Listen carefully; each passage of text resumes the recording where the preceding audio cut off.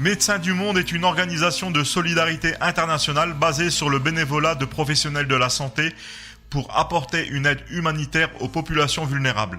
J'ai interviewé Madame Lila Abdelli, bénévole dans cette association. Je suis médecin urgentiste à l'hôpital de Tourcoing et j'ai rejoint l'association Médecins du Monde il y a à peu près 1 an et demi. Le déclic pour moi, ça a été les images de Calais à la télé. Voilà. Quand j'ai commencé mes études, j'avais une fibre humanitaire en moi. Pour moi, l'humanitaire, ça voulait dire forcément aller à l'étranger. Et je me suis aperçue, en discutant avec un ami qui travaille avec l'antenne de Médecins du Monde à l'île de la Réunion, qu'en fait, on peut faire de l'humanitaire près de chez soi. Et donc, notamment en France. Et comment vous aviez entendu parler de Médecins du Monde ? C'est une association que je savais, je savais qu'elle était née de la scission entre Médecins sans frontières et Médecins du Monde, donc dans les années 80.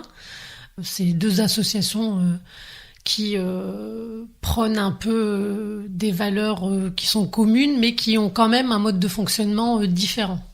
Donc c'est comme ça que j'ai commencé à entendre parler de Médecins du Monde. J'étais adolescente, on va dire, et puis les études de médecine faisant, et puis mon envie de m'engager pour les autres, et cet ami particulier à La Réunion qui travaillait avec eux, c'est tous ces facteurs qui m'ont amené vers cette organisation. C'était la question que je voulais vous poser, c'était sur pourquoi et à quel moment, mais vous l'avez très, très justement dit. Et en même temps, c'est un type d'action qui vous plaît ? Oui, c'est un type d'action qui me plaît parce que la devise de Médecins du Monde, c'est soigner et témoigner. Donc c'est vrai qu'en tant que médecin, la chose première qui va m'amener à prendre contact avec les gens, ça va être le soin. Chez Médecins du Monde, ça se limite pas aux soins, ça se limite aussi au témoignage des conditions de vie des populations les plus défavorisées. C'est aussi le témoignage des situations dans lesquelles certaines personnes peuvent se trouver, la précarité, et c'est aussi un témoignage de l'entrave de l'accès aux soins des gens. Donc Médecins du Monde, c'est soigner en effet, mais c'est aussi témoigner de la difficulté qu'ont les gens à accéder aux soins les plus primaires. Et en fait, la santé, ça passe forcément par le soin et par l'accès aux soins qui doit être égal pour tous. Donc, en fait, c'était la complémentarité des deux, le soin et le témoignage, qui m'a beaucoup plu dans cette association et qui m'a poussée à m'investir, parce que ça demandait aussi chez moi d'aller chercher des choses avec lesquelles j'avais pas forcément l'habitude de travailler, c'est-à-dire soigner. Mais après, le témoignage, ça a suscité chez moi un intérêt, parce que ça me demandait d'aller chercher des ressources autres. Donc, écouter les gens, les orienter, les aider, être un peu un porteur de bannière pour mettre le doigt sur les injustices, le doigt sur les conditions de vie précaires dans lesquelles certaines personnes peuvent vivre.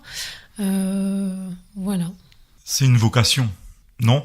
Pourquoi je vous pose cette question ? Parce que souvent, être médecin, c'est comme être prof, instituteur.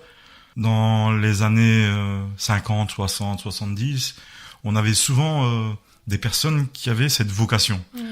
Moi, aujourd'hui, je trouve que ça se perd beaucoup. Pour beaucoup de personnes, c'est carriériste, ou ça peut être des tremplins pour arriver à quelque chose, vous voyez ? À travers ce que vous me dites, je pense que c'est vraiment quelque chose qui vous tenait à cœur. C'est quelque chose qui me tenait à cœur, oui. C'est quelque chose. Alors, une vocation, je ne sais pas vraiment si c'est le terme approprié, mais en tout cas, moi, c'est devenu un besoin, dans le sens où, au fur et à mesure que j'ai avancé dans mes études, au fur et à mesure que j'ai grandi, au fur et à mesure que j'ai mûri, dans mon rôle de maman, dans mon rôle de médecin, dans mon rôle de frère, de sœur, d'amis, autour de moi, j'avais ce besoin d'aider l'autre. Et Médecins du Monde, ça m'a permis un petit peu de concrétiser ça Et dans une société, aujourd'hui, on a l'impression qu'on est de plus en plus individualiste. Aller vers les autres, pour moi, c'est quelque chose qui est très important. Et j'ai envie de vous dire, quand je suis sur le terrain, j'ai même parfois l'impression, et j'ai même souvent l'impression que ce sont les autres qui m'apportent des choses et que ce n'est pas moi qui leur apporte des choses. Donc, en fait, je me remplis d'eux, je me nourris d'eux, et ça donne quelque part un sens. C'est une des raisons pour lesquelles je fais ce métier aujourd'hui, et je fais aussi partie de cette association. Ça m'a permis de concrétiser quelque chose qui me tenait à cœur. Malgré les risques que vous pouvez prendre. Alors les risques, ils existent, certes, parce que forcément on n'est pas dans un milieu, on n'est pas à l'hôpital, dans une chambre de patient où tout va bien, où on est en toute sécurité. Oui, aller à la rencontre de gens qui sont dans des conditions, qui vivent dans des conditions précaires, c'est difficile, mais en aucun cas, à aucun moment, je me suis sentie en danger ou insécure. J'ai trouvé là-bas des personnes qui, malgré leurs conditions difficiles et malgré leur avenir incertain, étaient souriantes, accueillantes, même avec le peu de choses qu'ils avaient. Et ça fait réfléchir sur plein de choses, ça fait réfléchir sur la vie, ça fait réfléchir sur tout ce qui peut... Je suis toujours en compagnie de Madame Lila Abdelli, bénévole de l'association Médecins du Monde. Quand vous croisez de telles situations, comment vous réagissez face à ça? Est-ce que ça vous donne pas envie d'arrêter ou de déprimer? Ah non, au contraire, ça me donne envie de continuer à me battre, et ça me donne envie de continuer d'accompagner ces personnes, et ça me donne envie de continuer d'en parler autour de moi, de susciter une prise de conscience de l'opinion. À l'heure actuelle, on est quand même beaucoup focalisé sur les problèmes de migration, sur le problème enfin voilà, il y a beaucoup les politiques en font écho. Leur jeu, c'est un peu de trouver un bouc émissaire aux problèmes économiques qui peuvent exister dans les pays occidentaux. Et c'est vrai que, enfin, moi, me retrouver avec des gens comme ça, pour moi, la vie humaine, elle a une valeur inestimable. Un être humain est égal à un être humain. Donc, un exilé qui se retrouve à Calais dans un camp pour pouvoir aller rejoindre sa famille en Angleterre, et quelqu'un qui paie ses impôts en France, ou qui monsieur et madame tout le monde, pour moi c'est une vie humaine. Donc dans tous les cas, il faut la promouvoir, promouvoir la vie. Et dans votre association, ils ont tous le même enthousiasme? Eh ben, c'est quelque chose, oui, je pense, tout le monde est enthousiaste, tout le monde est plein de bonne volonté, tout le monde est, je vais pas dire optimiste, parce que même s'il en faut de l'optimisme quand on voit l'ampleur de la tâche qu'on a à accomplir, mais je pense que l'union fait la force, et plus on sera nombreux, plus on aura cet élan dans le même sens et cet élan commun, et plus on a de chances d'y arriver. Et il y a déjà des choses qui ont bougé. Calais, c'est l'exemple type. Je parle de Calais parce qu'en fait, c'est par là que j'ai commencé mon bénévolat à Médecins du Monde. Hein. On est arrivé, il y avait rien à part des gens qui vivaient dans des conditions de vie intolérables, des conditions d'hygiène et sanitaire. Moi, la réflexion que je me suis faite en arrivant à Calais, j'ai été choquée. Je me suis dit, oh là là, on est dans mon pays, la France. Et c'est à 1h30 de chez moi. Voilà. Et là, Médecins du Monde y a planté une clinique pour faire du soin. Donc, on a commencé par du soin. Et c'était une façon de témoigner du manque de soins et de conditions sanitaires minimales au sein de cette population. Et donc, en fait, l'effet a été fructueux, vu que de là est partie une médiatisation. On avait beaucoup de médias qui venaient sur place, donc forcément, ça a sensibilisé l'opinion publique, et ça a aussi amené l'État à devoir prendre ses responsabilités, dans le sens où il y a maintenant une prise en charge par l'EPRUS, qui est la réserve sanitaire de l'État. Donc il y a des soins qui sont faits. Il y a beaucoup d'associations aussi qui œuvrent sur place. Alors j'en reviens beaucoup à parler de l'État, parce que le but de Médecins du Monde, c'est d'amener l'État devant ses responsabilités, entre guillemets, et de les obliger à proposer un accès aux soins aux personnes défavorisées. Voilà. Ouais, pour la dignité de l'être humain. Et c'est vrai que Calais, c'est un bon exemple, mais vous le disiez aussi tout à l'heure, à partir du moment où c'est des questions qui sont instrumentalisées politiquement, c'est très difficile d'en sortir. C'est ça. Parce qu'on se perd dans des discours et dans des recoins qui en fait n'ont pas lieu d'être quand le problème est tel qu'il est humain. Et voilà, il faut prendre le B à bas.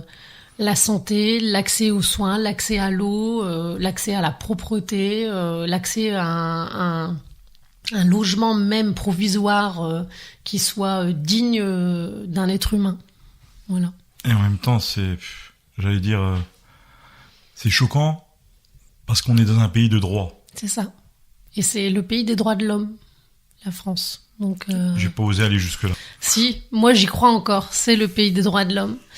Et je voulais juste ajouter une petite chose pour les auditeurs, c'est que, alors Médecins du Monde, certes, il y a le mot médecin dans Médecins du Monde, mais tous les profils sont les bienvenus pour s'engager et faire du bénévolat.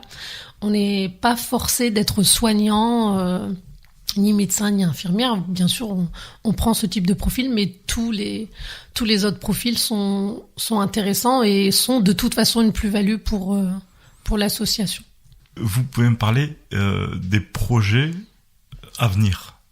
Alors, les projets à venir, c'est toujours perpétuer les projets actuels. Donc, la mission Bidonville qui est dans le bassin minier, la mission de Calais, donc toujours continuer à travailler sur ces terrains-là. Et il y a une mission qui est en train de voir le jour à Lille.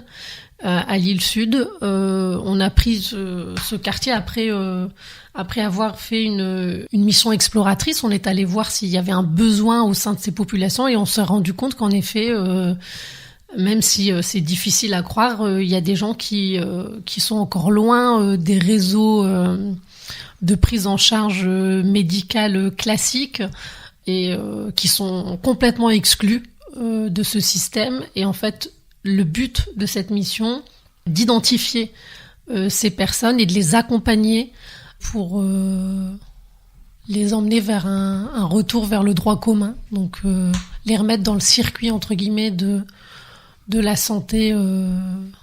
Voilà. Et le deuxième volet de cette mission, ça va être de faire de la sensibilisation et de la prévention et de l'éducation à la santé au sein de ces populations qui sont parfois mises à l'écart socialement. Sujet réalisé par Christian Lazaoui pour Radio Pastel. Cette émission est proposée dans le cadre des productions coopératives des radios associatives du nord de la France. Une coopération qui a reçu le soutien de la région Nord-Pas-de-Calais.